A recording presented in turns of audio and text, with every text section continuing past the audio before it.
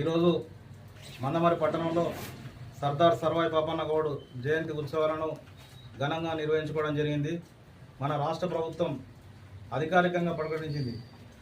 ఎవరైతే మన దళిత బహుజన బడుగు బలహీన వర్గాల ఆశాజ్యోతి మన సర్దార్ సర్వాయి పాపన్న మన గోల్కొండ కిల్లను ఏలి దాదాపు 17 సంవత్సరాలు పరిపాలించిండు.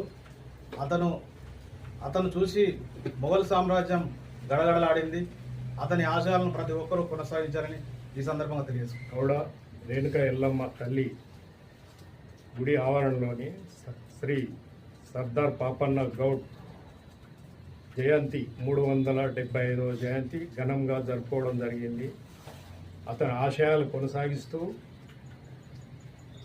దళిత గిరిజనులందరిని ఐక్యం చేసుకుంటూ రాజ్యాధికారాన్ని సాధించిన దిశగా వెళ్ళారు. అతని పట్టుదల నైపుణ్యత మనలో ఉండాలని, మనం కూడా అదే దారిలో ప్రయాణించాలని, మరియు ఇక్కడ సమస్య ఏంటంటే మన ఏజెన్సీ ప్రాంతంలో ఉన్న గౌడ సోదరులకు చాలా క్లిష్టమైన సమస్యలు ఉన్నాయి. ఇక్కడ లైసెన్సులు రద్దు చేసి ఇప్పటికి 15 సంవత్సరాలు అయింది. అయితే గౌడ్స్కు మనకు ఏంటిదంటే గీసుకొని బతుకుతున్నారు తప్ప దాని మీద చెట్టు మీకలు పడ్డ గవర్నమెంట్ నుండి వచ్చే బెనిఫిట్స్ ఏవి వర్తించాయి.